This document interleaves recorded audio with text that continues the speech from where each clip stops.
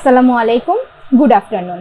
স্বাস্থ্য সংক্রান্ত তথ্য ও পরামর্শ নিয়ে আমাদের নিয়মিত আয়োজন এবিসি হেলথের পক্ষ থেকে আপনাদের সবাইকে স্বাগতম। আমি doctor Ruznin Nahar Trisha, urban primary health care delivery project, Dhaka north city কর্পোরেশনে আছি। আজকের আমাদের আলোচ্য বিষয় হচ্ছে গর্ভাবস্থায় রক্তশূন্যতা বা রক্ত স্বল্পতা। আর এই বিষয় নিয়ে আমাদের সাথে আজকে আলোচনায় আছেন ডক্টর রেজওয়ানা, আফরিন, তানিয়া ম্যাম, MBBS, BCS, FCPS, MCPS, অফসান গাইনি। ম্যাম আছেন অ্যাসিস্ট্যান্ট রেজিস্ট্রার হিসেবে Dhaka Salimullah medical college, Mitford হসপিটালের। আর পাশাপাশি ধন্যবাদ জানিয়ে শুরু করতে চাই ডক্টর শাহাদাত জুয়েল ভাইয়াকে, এবিসি হেডলাইন্সের মতো স্বাস্থ্য তথ্য নিয়ে এত সুন্দর একটা প্রোগ্রামের আয়োজন করার জন্য। এর মাধ্যমে আমাদের যারা অডিয়েন্স আছেন তারা সহজেই খুব সুন্দরভাবে স্বাস্থ্য নিয়ে বিভিন্ন তথ্য সম্পর্কে জানতে পারছেন এবং তাদের কাঙ্ক্ষিত ডক্টরকে খুঁজে পাচ্ছেন। এর পাশাপাশি আরও ধন্যবাদ জানাতে চাই আমাদের প্রোগ্রাম স্পন্সর 365 কিচেন এবং ফ্লেয়ার হোম ডেকারকে। আমরা চলে যাচ্ছি এখন আমাদের অনুষ্ঠানের মূল পর্বে। আসসালামু আলাইকুম ম্যাম, কেমন আছেন? ওয়ালাইকুম আসসালাম, আলহামদুলিল্লাহ ভালো আছি। আপনাকে অসংখ্য ধন্যবাদ, একই সাথে এবিসি হেল্পলাইনকেও ধন্যবাদ আমাকে আজকের অনুষ্ঠানে আমন্ত্রণ জানানোর জন্য। ম্যাম আপনাকেও অনেক ধন্যবাদ। ম্যাম, আসলে গর্ভাবস্থায় রক্তশূন্যতা বা রক্ত স্বল্পতা বলছি, যদি আমাদেরকে একটু বুঝিয়ে বলতেন যে এটা বলতে আসলে কি বোঝায়? আচ্ছা, রক্ত স্বল্পতা বা রক্ত শূন্যতা এই মাত্রাটা নির্ণয় হয় রক্তের হিমোগ্লোবিনের উপরে। প্রেগনেন্সিতে যদি কারো হিমোগ্লোবিন, যদিও আমাদের টার্গেট হচ্ছে 10.5 থেকে 11 হিমোগ্লোবিনের টার্গেট গ্রাম পার ডেসিলিটার, কারো গর্ভাবস্থায় যদি হিমোগ্লোবিনের এই পরিমাণটা 10-এর চেয়ে কমে যায়, সেক্ষেত্রে আমরা তাকে বলি যে উনি গর্ভাবস্থায় ওনার রক্ত স্বল্পতা বা রক্ত শূন্যতা রয়েছে। আচ্ছা, তার মানে ম্যাম আপনার কথার মাধ্যমে বুঝতে পারলাম যে অ্যাটলিস্ট 10 গ্রাম পার ডেসিলিটার থাকতে হবে হিমোগ্লোবিনের পরিমাণ। আচ্ছা, খুব সুন্দর। ম্যাম আমাদেরকে যদি একটু বুঝিয়ে বলতেন যে প্রেগনেন্সিতে কেন এটা বেশি হচ্ছে? আচ্ছা, এই জিনিসটা নিয়ে আমাদের অনেক রুগীরা আমাদের কাছে প্রশ্ন করে যে হয়তো অনেক সচ্ছল পরিবারের রুগী, যে ম্যাডাম আমার কখনো অ্যানিমিয়া ছিল না, আমার কখনো রক্ত স্বল্পতা ছিল না, এখন প্রেগনেন্সিতে এসে কেন আমার রক্ত স্বল্পতা হচ্ছে। এটা আসলে রক্ত স্বল্পতা যে কোনো বয়সে যে কারোই হতে পারে, তবে এটা প্রেগনেন্সিতে একটু বিশেষভাবে প্রযোজ্য এই জন্য কারণ গর্ভাবস্থায় আমাদের বিভিন্ন শারীরিক পরিবর্তন হয়। তার মধ্যে একটা অন্যতম হচ্ছে রক্তের যে জলীয় অংশ, সেই জলীয় অংশের পরিমাণ বেড়ে যায়, কিন্তু রক্তের যে রক্ত কণিকাগুলো আছে সেগুলো সেভাবে প্রেগনেন্সিতে বাড়ে না। এই জন্য রক্তটা অনেক বেশি তরল হয়ে যায় এবং হিমোগ্লোবিনের পরিমাণটা কমে যায়। এ কারণে দেখা যায় যে হয়তো অনেক সচ্ছল পরিবারের মানুষ অথবা যাদের হয়তো পুষ্টিহীনতায় ভুগছিলেন না কখনো, কিন্তু তার সেরকম রোগীরও গর্ভাবস্থায় রক্ত স্বল্পতা হতে পারে। আচ্ছা ম্যাম, আসলে প্রেগনেন্সিতে আমরা এ ধরনের রুগী অনেক বেশি পাচ্ছি আমাদের দেশের প্রেক্ষাপটে। একটু যদি বুঝিয়ে বলতেন আমার অডিয়েন্সের জন্য যে আসলে আমাদের দেশে এটা কেনই বেশি হচ্ছে। আমাদের মতো বাংলাদেশের মতো যারা যে একটু উন্নয়নশীল দেশ, এখানে কিন্তু রক্ত স্বল্পতার প্রবণতাটা অনেক বেশি। কারণ আমাদের দেশের মেয়েরা কিশোরী অবস্থাতেই তারা গর্ভধারণ করে, কিশোরী অবস্থাতেই তাদের বাচ্চা হয় এবং স্বাভাবিকভাবে যে মাসিকের সময় রক্তক্ষরণ হয়, সেটা থেকেও দেখা যায় যে প্রেগনেন্সির আগে থেকে মায়েরা রক্ত স্বল্পতায় ভুগতে থাকে। এরপরে যখন ওই রক্ত স্বল্পতা অবস্থায় তারা আবার গর্ভধারণ করে, গর্ভাবস্থায় তারা পুষ্টিহীনতায় ভুগে, অনেক সময় বমির কারণে তারা ঠিকভাবে সেই আয়রন সমৃদ্ধ খাবারগুলো খেতে পারে না। এটা ছাড়াও দেখা যায় যে অনেকে অনেকদিন ধরে পাইলস রোগে ভুগছে, কিংবা দেখা যায় যে কৃমির সংক্রমণ, এইসব কারণ মিলিয়ে গর্ভাবস্থা অ্যানিমিয়াটা বা আমাদের দেশের প্রেক্ষাপটে আমাদের রক্ত স্বল্পতা প্রেগনেন্সিতে অনেক বেশি দেখা যায়। অনেক ধন্যবাদ ম্যাম। তার মানে হচ্ছে যে শুধুমাত্র যে প্রেগনেন্সিতেই মানে এই কারণটা সেটা না, মানে প্রেগনেন্সির আগে থেকেও তার রক্ত স্বল্পতা থাকতে পারে, বিশেষ করে আমাদের মতো দেশে মেয়েরা অনেক বেশি পুষ্টিহীনতায় ভুগতে থাকে। আচ্ছা ম্যাম, যদি একটু বুঝিয়ে বলতেন যে আসলে আমার অডিয়েন্স তারা কিভাবে বুঝবে যে সে রক্ত শূন্যতায় আছে, লক্ষণগুলো কি কি যদি একটু বুঝিয়ে বলতেন। আচ্ছা, রক্ত স্বল্পতার একটা মন্দের দিক হচ্ছে এটা খুব বেশি লক্ষণ প্রকাশ করে না। এটা যখন লক্ষণ প্রকাশ করে ততদিনে কিন্তু অনেক মানে হিমোগ্লোবিনের পরিমাণ ততদিনে অনেক কমে গেছে, ওরকম অবস্থাতে দেখা যায় যে সেটা কিছু লক্ষণ প্রকাশ করছে। তো আমাদের যে হিমোগ্লোবিন রক্তের, সেই হিমোগ্লোবিনের কাজ হচ্ছে আমাদের প্রতিটা কোষে অক্সিজেন সরবরাহটাকে নিশ্চিত করা। তো যখন কেউ রক্ত স্বল্পতায় ভোগে তার কিন্তু সারা শরীরে অক্সিজেনের ঘাটতি দেখা দেয়।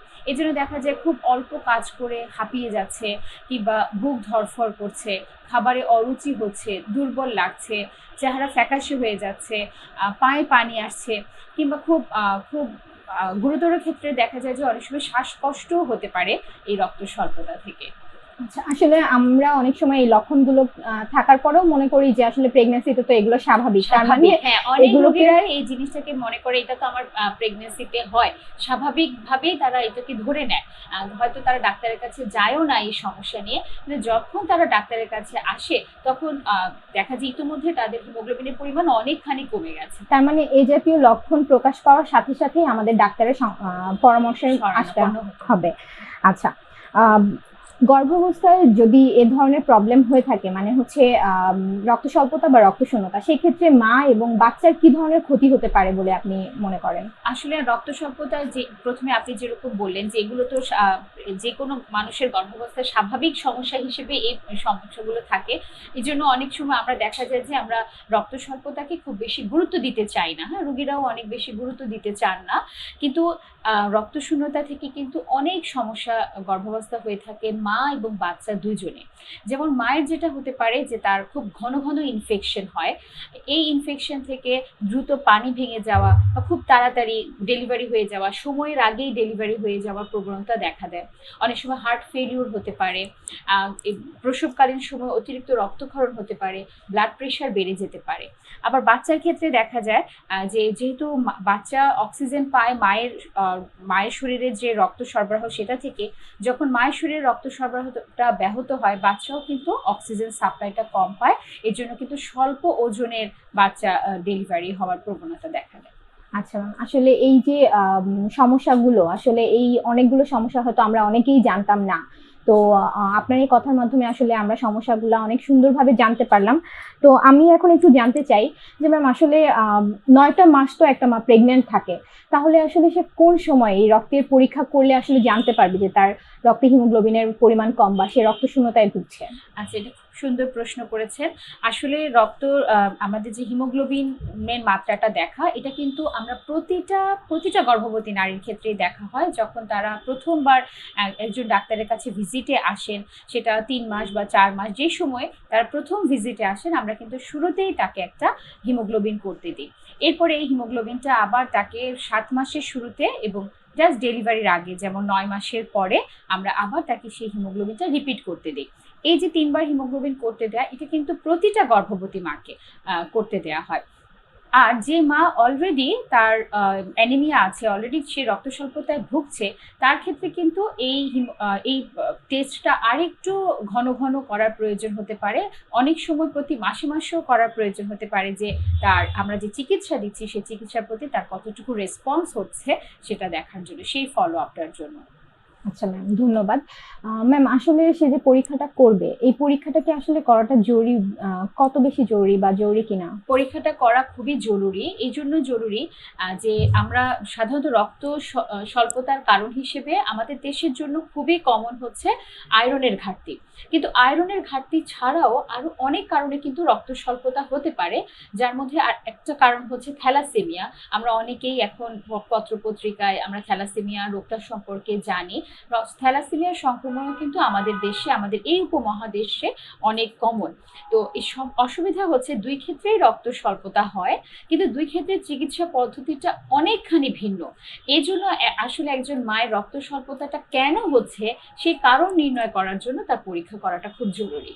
আচ্ছা, এই যে থ্যালাসেমিয়া বিষয়টা আপনার আলোচনার মাধ্যমে উঠে আসলো, আসলে থ্যালাসেমিয়া সম্পর্কে এখন অনেকেই জানেন, আমাদের অডিয়েন্সের মধ্যে আবার অনেকেই জানেন না।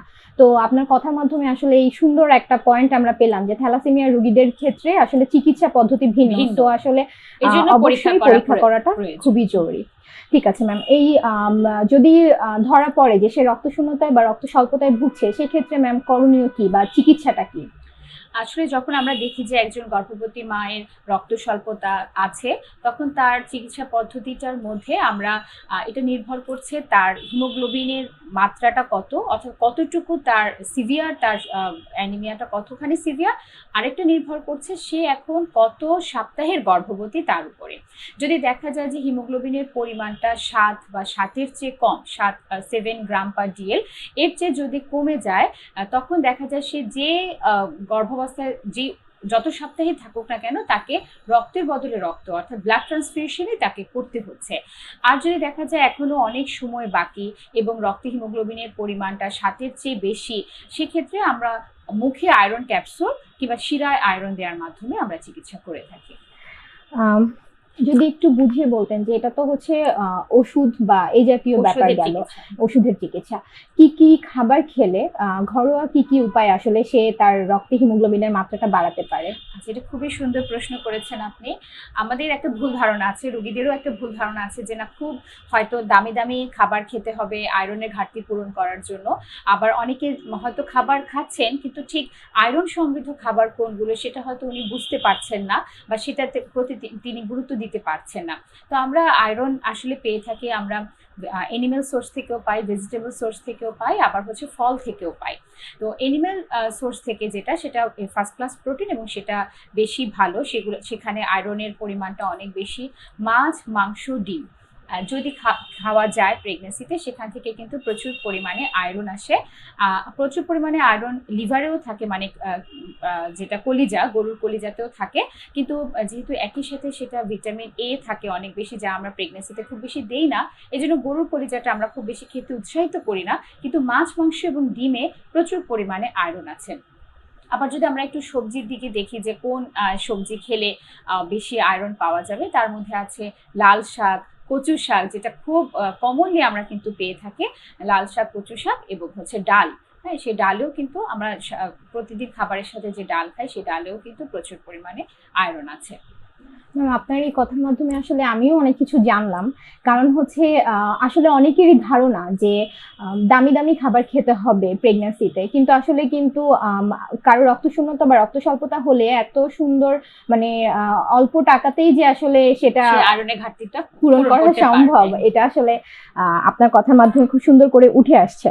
আচ্ছা ম্যাম, যদি একটু আমাদেরকে বলতেন যে সবজি গেল, এছাড়া মাছ, মাংস, ডিম, এগুলো তো আমাদেরকে খেতেই হবে, কি কি ফল খেলে আয়রনের ঘাটতিটা পূরণ হতে পারে, এটা যদি একটু বলতেন। আচ্ছা, ফলের মধ্যে কিছু কিছু ফল, খুব সব ফলে কম বেশি ভিটামিন মিনারেলস আছে, তবে কিছু কিছু ফলে অনেক বেশি পরিমাণে আয়রন আছে। যেমন খুব খুব মানে নিত্য পাওয়া যায় এমন ফলের মধ্যে কলা, আনার বা ডালিম যেটাকে আমরা বলি, এবং খেজুর। তো কারো যদি ডায়াবেটিস না থাকে, সে কিন্তু খেজুর, আনার, কলা এর মাধ্যমেও কিন্তু তার আয়রনের ঘাটতি খুব দ্রুত পূরণ করতে পারে। আচ্ছা, রান্নার কি কোনো আলাদা পদ্ধতি আছে? এই যে সবজি বা যা কিছু, এগুলোর কি কোনো রান্নার আলাদা পদ্ধতি আছে কিনা? আচ্ছা, আমরা অনেক সময় দেখা যায় যে আমরা কিন্তু আয়রন সমৃদ্ধ খাবার খাচ্ছি, কিন্তু আমাদের এই রান্নার পদ্ধতির ত্রুটির কারণে আমরা কিন্তু পুরোপুরি আয়রনের সুবিধাটা নিতে পারছি না। তো সেজন্য বলা হয়ে থাকে যে আমরা যে তৈজসপত্র ব্যবহার করি রান্নার জন্য, সেটা যদি লোহার হয়, বিশেষ করে যদি আমরা লোহার কড়াইয়ে রান্না করি, সেটা আমাদের জন্য খুবই উপকার হবে। আর আরেকটা হচ্ছে, রান্নার কাজে আমরা যে পানি ব্যবহার করছি, যেমন শাক বা সবজির সময় রান্নার সময় যে পানিটা ব্যবহার করছি, অনেক সময় দেখা যায় ওই পানিটা আমরা ফেলে দিই, তাতে কিন্তু খাবারের পুষ্টিগুণটাও সাথে চলে যায়। তো ওই রান্নার কাজে যে পানিটা ব্যবহার করা হয়, ওই পানিটা ফেলা যাবে না। আচ্ছা, ঠিক আছে। চিকিৎসা হিসেবে যে আমরা আয়রন ট্যাবলেটটা খাচ্ছি বা ক্যাপসুল খাচ্ছি, এটা খাওয়ার নিয়মটা যদি একটু বলতেন। আচ্ছা, দেখা যায় আমাদের কম বেশি সব রোগীকে আসলে আয়রন ক্যাপসুল দেওয়া হয়। আমরা আয়রন ক্যাপসুলটা আমাদের অনেক সময় খাওয়ার মধ্যে ত্রুটির কারণে আমরা পুরোপুরি আয়রনটা কনজিউম করতে পারি না। তো আয়রন ক্যাপসুল খাওয়ার নিয়ম হচ্ছে, এটা আমাদেরকে খালি পেটে খেতে হবে, এবং অনেক সময় গর্ভাবস্থার সাথে কিন্তু ক্যালসিয়াম অথবা অ্যাসিডিটির জন্য অ্যান্টাসিড ট্যাবলেট দেওয়া হয়। বলা হয় যে আমরা যখন আয়রন ক্যাপসুলটা খাবো, তার সাথে আমরা ক্যালসিয়াম এবং অ্যান্টাসিড খাবো না। দুইটা ট্যাবলেটের মধ্যে কমপক্ষে আমাদের মধ্যে 4 ঘন্টা গ্যাপ রাখতে হবে, না হলে কিন্তু আয়রনের অ্যাবজর্পশনটা, শোষণটা কমে যাবে। আর আরেকটা অ্যাডভাইস দেওয়া হয় যে আমরা যখন আয়রন ক্যাপসুল খাবো, আমরা 1 ঘন্টার মধ্যে, আয়রন ক্যাপসুল খাওয়ার 1 ঘন্টার মধ্যে চা বা কফি খেতে পারবো না। এবং আয়রন ক্যাপসুল খাওয়ার সময় আমরা যদি একটু টক জাতীয় কিছু খাই, যেমন কোনো অরেঞ্জ জুস অথবা লেবুর শরবত যদি খাই, সেটা আমাদের আয়রনের অ্যাবজর্পশনটাকে অনেক অনেক বেশি ভালো করবে এবং আমরা আয়রন ক্যাপসুলের সুফলটা ভালো পাবো। তার মানে আসলে শুধুমাত্র যে আয়রন ট্যাবলেট বা ক্যাপসুল এটা খেলেই হবে না, আমাদের পাশাপাশি কিছু নিয়ম মানতে হবে যদি আমরা এই চিকিৎসার আসলে সুফলটা পেতে চাই। আপনাকে অসংখ্য ধন্যবাদ ম্যাম, আপনার এত মূল্যবান সময়ের থেকে আমাদেরকে কিছু সময় দেওয়ার জন্য। যদি আমার দর্শকের উদ্দেশ্যে আপনি কিছু বলতেন। আপনাদেরকেও অসংখ্য ধন্যবাদ, এবিসি হেল্পলাইনকেও অসংখ্য ধন্যবাদ আমাকে আমন্ত্রণ জানার জন্য। আমি ধন্যবাদ জানাতে চাই দর্শকদেরকেও এতক্ষণ ধৈর্য ধরে অনুষ্ঠান দেখার জন্য।